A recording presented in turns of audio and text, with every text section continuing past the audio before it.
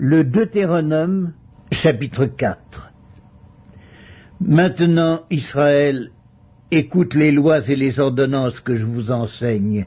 Mettez-les en pratique afin que vous viviez et que vous entriez en possession du pays que vous donne l'Éternel, le Dieu de vos pères. Vous n'ajouterez rien à ce que je vous prescris, et vous n'en retrancherez rien. Mais vous observerez les commandements de l'Éternel votre Dieu, tels que je vous les prescris. Vos yeux ont vu ce que l'Éternel a fait à l'occasion de Baal-Péor. L'Éternel ton Dieu a détruit du milieu de toi tous ceux qui étaient allés après Baal-Péor. Et vous, qui vous êtes arrachés à l'Éternel, votre Dieu, vous êtes aujourd'hui tous vivants. Voici, je vous ai enseigné des lois et des ordonnances, comme l'Éternel mon Dieu me l'a commandé, afin que vous les mettiez en pratique dans le pays dont vous allez prendre possession. Vous les observerez et vous les mettrez en pratique, car ce sera là votre sagesse et votre intelligence aux yeux des peuples qui entendront parler de toutes ces lois et qui diront « Cette grande nation est un peuple absolument sage et intelligent ». Quelle est en effet la grande nation qui est des dieux aussi proches que l'Éternel notre Dieu l'est de nous toutes les fois que nous l'invoquons?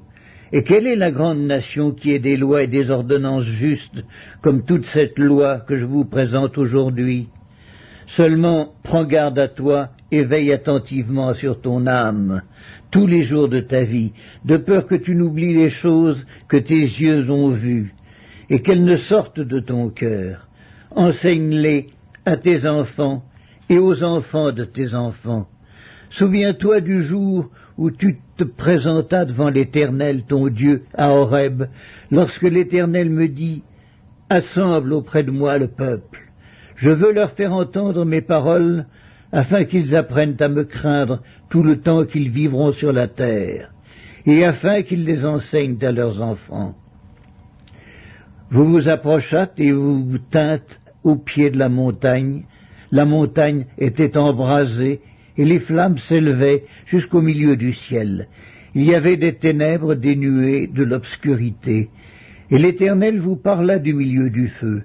Vous entendîtes le son de ses paroles, mais vous ne vîtes point de figure, vous n'entendîtes qu'une voix. Il publia son alliance qu'il vous ordonna d'observer, les 10 commandements, et il les écrivit sur 2 tables de pierre. En ce temps-là, l'Éternel me commanda de vous enseigner des lois et des ordonnances, afin que vous les mettiez en pratique dans le pays dont vous allez prendre possession. Puisque vous n'avez vu aucune figure le jour où l'Éternel vous parla du milieu du feu, à Horeb, veillez attentivement sur vos âmes, de peur que vous ne vous corrompiez et que vous ne vous fassiez une image taillée, une représentation de quelque idole, la figure d'un homme ou d'une femme, la figure d'un animal qui soit sur la terre, la figure d'un oiseau qui vole dans les cieux, la figure d'une bête qui rampe sur le sol, la figure d'un poisson qui vive dans les eaux, au-dessous de la terre. Veille sur ton âme, de peur que, levant tes yeux vers le ciel et voyant le soleil, la lune et les étoiles, toute l'armée des cieux, tu ne sois entraîné à te prosterner en leur présence et à leur rendre un culte. Ce sont des choses que l'Éternel ton Dieu a données en partage à tous les peuples sous le ciel tout entier. Mais vous, l'Éternel vous a pris et vous a fait sortir de la fournaise de fer de l'Égypte, afin que vous fussiez un peuple qui lui appartint en propre, comme vous l'êtes aujourd'hui. Et l'Éternel s'irrita contre moi à cause de vous, et il jura que je ne passerai point le Jourdain, et que je n'entrerai point dans le bon pays que l'Éternel ton Dieu te donne en héritage. Je mourrai donc en ce pays-ci, je ne passerai point le Jourdain, mais vous le passerez et vous posséderez ce bon pays. Veillez sur vous, afin de ne point mettre en oubli l'alliance que l'Éternel votre Dieu a traitée avec vous, et de ne point vous faire d'image taillée, de représentation quelconque que l'Éternel ton Dieu t'ait défendue. Car l'Éternel ton Dieu est un feu dévorant, un Dieu jaloux. Lorsque tu auras des enfants et des enfants de tes enfants, et que vous serez depuis longtemps dans le pays, si vous vous corrompez, si vous faites des images taillées, des représentations de quoi que ce soit, si vous faites ce qui est mal aux yeux de l'Éternel, votre Dieu, pour l'irriter, j'en prends aujourd'hui à témoin contre vous le ciel et la terre. Vous disparaîtrez par une mort rapide du pays dont vous allez prendre possession au-delà du Jourdain. Vous n'y prolongerez pas vos jours, car vous serez entièrement détruits.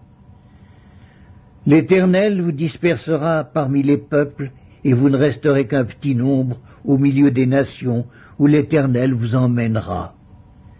Et là vous servirez des dieux, ouvrage des mains de l'homme, du bois et de la pierre, qui ne peuvent ni voir, ni entendre, ni manger, ni sentir. C'est de là aussi que tu chercheras l'Éternel ton Dieu, et que tu le trouveras si tu le cherches de tout ton cœur et de toute ton âme. Au sein de ta détresse, toutes ces choses t'arriveront. Alors, dans la suite des temps, tu retourneras à l'Éternel ton Dieu, et tu écouteras sa voix. Car l'Éternel ton Dieu est un Dieu de miséricorde, qui ne t'abandonnera point, et ne te détruira point. Il n'oubliera pas l'alliance de tes pères, qu'il leur a jurée. Interroge les temps anciens qui t'ont précédé depuis le jour où Dieu créa l'homme sur la terre et d'une extrémité du ciel à l'autre. Y eut-il jamais si grand événement, et a-t-on jamais ouï chose semblable? Fut-il jamais un peuple qui entendit la voix de Dieu parlant du milieu du feu, comme tu l'as entendu, et qui soit demeuré vivant? Fut-il jamais un Dieu qui essaya de venir prendre à lui une nation du milieu d'une nation, par des épreuves, des signes, des miracles et des combats, à main forte et à bras étendus, et avec des prodiges de terreur, comme l'a fait pour vous l'Éternel votre Dieu, en Égypte et sous vos yeux? Tu as été rendu témoin de ces choses, afin que tu reconnusses que l'Éternel est Dieu, qu'il n'y en a point d'autre. Du ciel, il t'a fait entendre sa voix pour t'instruire, et sur la terre il t'a fait voir son grand feu, et tu as entendu ses paroles du milieu du feu.